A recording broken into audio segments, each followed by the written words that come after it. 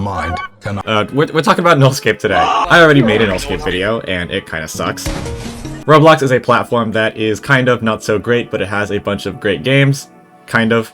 Not so much, but actually, NULLSCAPE is one of them. If you like falling, and unique roguelike mechanics with wacky movement physics to help you fall to your death faster, you should really give this game a try. It's not actually a roguelike, like I said in the last video, it's a roguelite. That is my bad, guys. There's about 16 enemies in total, well, maybe 17. Without any form of shield or protection, most of the enemies will instantly kill you, so it's important that you know how to avoid them. Let's begin with the Bell is an enemy that you'll encounter at the very start of the game, arguably being the least threatening of them all, though it isn't completely harmless. It resembles, obviously, a metal bell, with eyes peeking through the cracks. The bell will teleport around the map, trying to get you to run into it. If you ever do happen to touch it, then it'll launch you up into the air and ring loudly. This wouldn't be an issue at all if it didn't also give the player a blurry screen effect for a moment. This effect can throw newer players off and usually causes them to slip into the void below. For more experienced players, this enemy is completely free and only becomes a small annoyance with its only modifier, more ringing, where any other enemy gains the ability to ring it upon contact. The bell is apparently able to get rid of any flesh debuffs or infected tiles, but I've literally never seen anyone do that, so I guess it's kinda situational. Mr. White, he's the devil. Mart is another early game enemy, also not being too threatening, but doing a great job at being an annoying wall to block off paths in the early game. It resembles a blue slime with a very joyous face, as well as a simple hat and antlers. Mart is a water imp, and it makes that very clear. Mart the Water Imp will slowly float through the air, moving towards the closest player at a snail's pace. It constantly emits a very threatening sound, letting you know when it is near. If you know where Mart is, then it's very easy to avoid, although usually newer players will forget Mart even exists and accidentally stub their toe on it through the floor, instantly dying. Mart's curses aren't too bad, but Mart's slide can be a bit risky since it adds an RNG factor to running headfirst into the Mach 5 Water Imp. Ah, Baby, the first enemy coded into the game, and another one who shows up early in a run. Baby is much more annoying than these last two. It seems to be some sort of strange skull wearing the mask of a baby, who screeches and dashes towards the closest player. Baby's attack will always be indicated by a dotted line and sound cue. While not super crazy on its own, it certainly adds a level of aggression unlike any bell or water imp. You should be able to avoid it by staying mobile, but may need to readjust your movement if caught in its aim. You should also look out for where Baby will end up after a dash, as I've only died to Baby by accidentally running into it while it's standing still ahead of me. All of Baby's curses are rough. Pacifier just increases the chances of you getting snuck up on. Problem Child adds unpredictability, giving the baby a chance to fake a dash in exchange for a stronger one. Its greater curses, though, are both evil. I would avoid these as much as you can, and we'll get to Void Babies. Another early game enemy, ICBM, stands for Intercontinental Ballistic Missile. They are primarily used to carry nuclear warheads over long distances and are regarded as a very effective tool for any nuclear arsenal in the event of deterrence or defense. The ICBM will target a random person, indicated by a very obvious red crosshair of death and a very imminent beeping sound. Eventually, this explosion radius will increase in size and freeze, allowing the missile to land and smoke anyone unfortunate enough to be in range. This is an effective way of killing anyone cornered or with low mobility options. It's also great for team killing. To avoid it, make sure you are aware of your surroundings when being targeted. Find platforms with enough space to move out of range or bait the missile a little into missing. Both its curses, Bigger Blast and Missile Silo, are pretty oppressive since they mess with your movement and gift collecting by requiring you to dodge more. I'd say that ICBMs aren't all too dangerous compared to some of the other enemies on the list, and with good enough movement they can practically be ignored. So pretty threatening, but not terrible. Skinwalker is a strange purple creature who resembles you in the shape of its body. It has two little beady eyes and a big friendly smile. It clearly wants to be your friend since it follows your every movement with a slight delay. Once the level starts, Skinwalker will wait for you to move before spawning in with a clear ringing sound to remind you to get moving. If you ever stand still for too long or try to retrace your exact steps, then you'll run right into your Skinwalker friend and get dropped. If anything, I feel like Skinwalker is helpful. It teaches newer players not to stay in one place for too long, and pressures them to keep moving, which is how you stay alive. Every time you add another Skinwalker, that one will follow behind the other until you practically have a whole trail of them. Skinwalker has a bunch of modifiers, some messing with the distance they follow you at, some just being annoying. Conga line sounds scary, but as long as you can keep moving as usual, it's not that bad. You'll likely die to Skinwalkers by forgetting one far in the back of the line, or by getting cornered with little mobility options. If you're overwhelmed, remember that they copy everything you do, so you can slow down a bit and thread your way through the horde. Springer is our final early game enemy, and probably another one that you don't need to worry about. Springer was introduced in the newest big update and looks like a large chess piece of a knight. Springer will bounce around the map, its landing zone indicated by a red mark on the ground. When it lands, the horse will send a shockwave out and fling anyone nearby into the air. You are able to just jump over it though. If you are directly underneath Springer when it lands, then you're obviously going to get squashed to death. This seems intimidating at first, but it's not really much of an issue. Springer does tend to catch people off guard and land right in front of them, but if you can react in time, it's easy to just move out of its way. I can see how a lot of Springers can make touching the ground a nightmare, especially for the last remaining players in a run, but 90% of the time they are pretty harmless, especially with gray swings and extra jumps.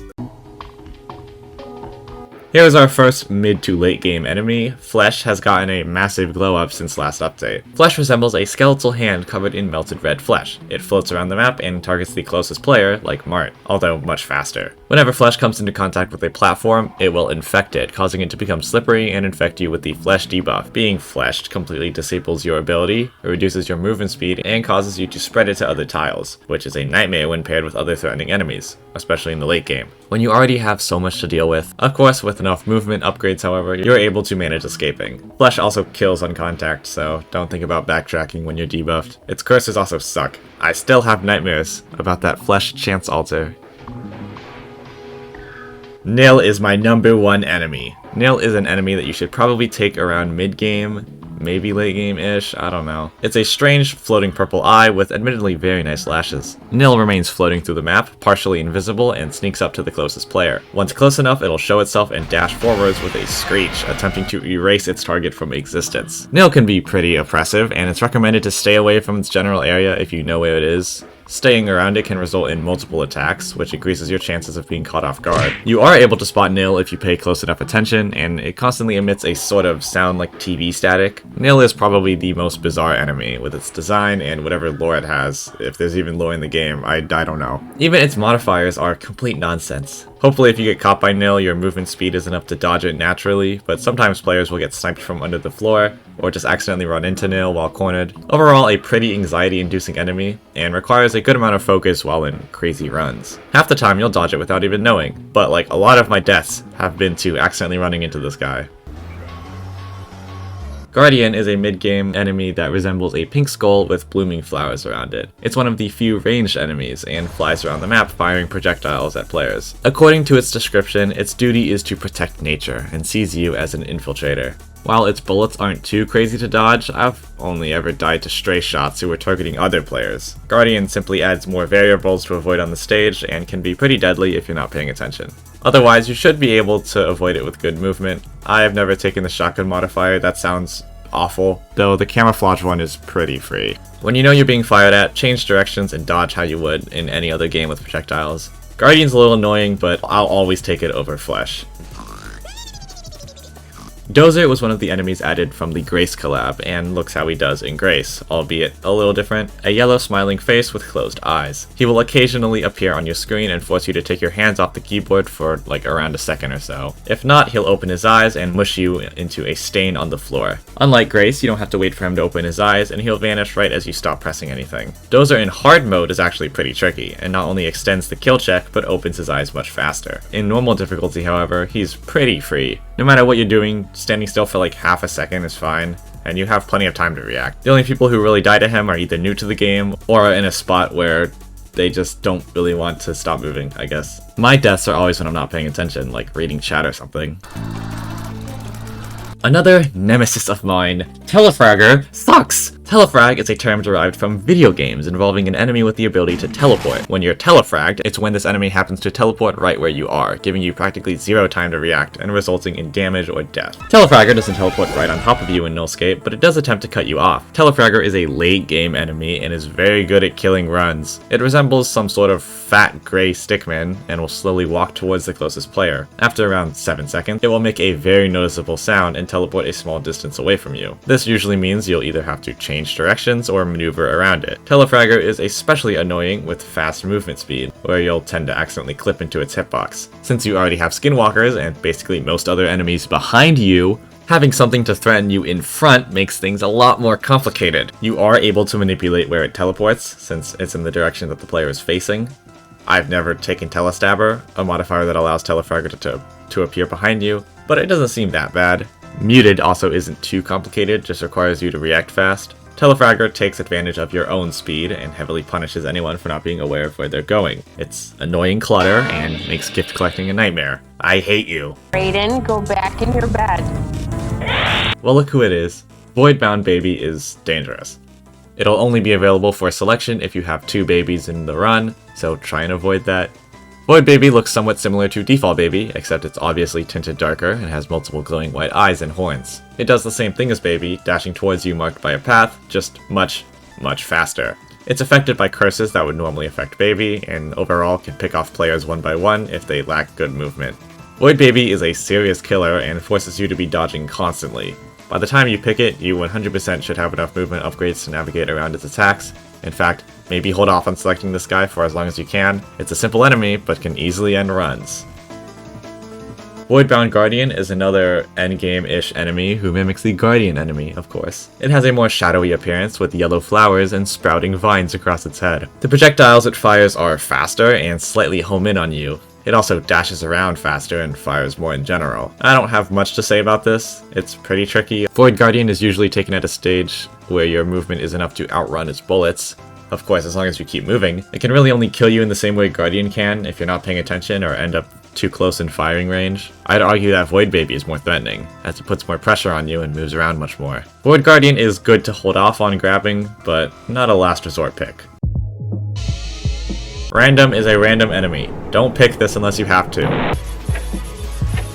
Similar to Dozer, KooKoo is an entity from Grace, being a silly little blue face with X eyes and an arrow for a tongue. When it appears, KooKoo will flash a number from 1 to 12 before slowly counting towards it. Once it reaches that number, you must be using an ability or get erased from existence. The timing is decently forgiving, and at most it's a small annoyance. That is, when you remember the number. Sometimes I've had to guess since I either forgot somehow or missed it. As long as you're paying good attention, KooKoo should be manageable, hopefully. Idiotware is a great modifier to take since it gives KooKoo a chance to not require an ability. Actually helpful in most cases.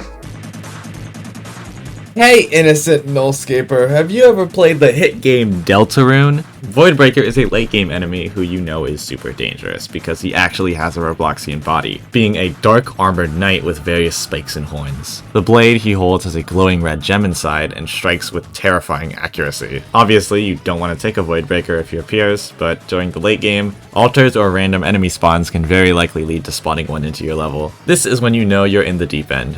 Although he's regarded as one of the most dangerous enemies in the game, I'd say that he can still be manageable, at least for me. Back before the Love and Void update, before Voidbreaker had most of his aura, I literally had no clue how to counter him. To me, it seemed like an instant loss, though it may seem confusing at first. You'll learn how to dodge his attacks. Voidbreaker will randomly appear and attack different players, appearing near his target and summoning a blade to take aim. Depending on where the blade is pointing, you must quickly move to avoid it. Pretty simple, unless you're in a spot with low movement or way too many distractions. Then it becomes a problem. The more Voidbreakers there are, the more times he attacks, and with his greater curses, then yeah, he just becomes a whole boss fight. Not an instant loss, but will very likely pick off some players in a round, and ravage through newer players like shredded cheese.